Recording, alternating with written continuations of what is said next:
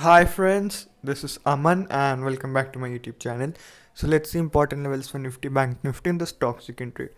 So yesterday in Bank Nifty we had discussed if Bank Nifty goes below 32,750 after opening flat, then we'll see a sell off and Bank Nifty can fall till 32,400.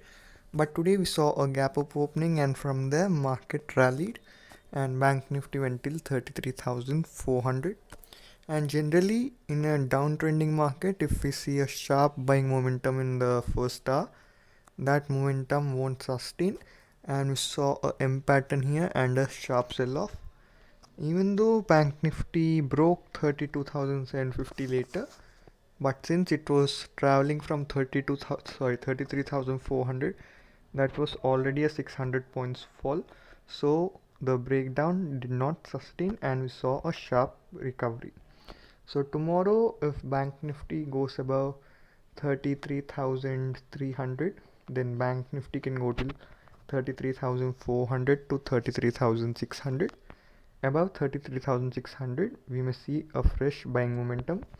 On the downside 33,000, 32,950 will act as support, and if Bank Nifty goes below it, it can fall till 32,600 to 32,400. Now let's see Nifty.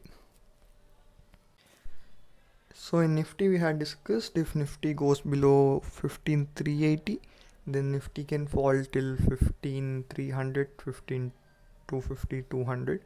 But today we saw a gap up opening and again market rallied.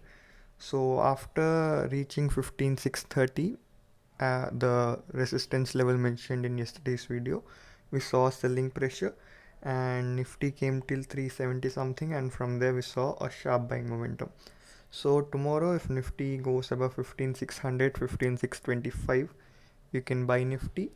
The support is around 15,500 and the next resistance is around 15,700, so 15,700 will be the target.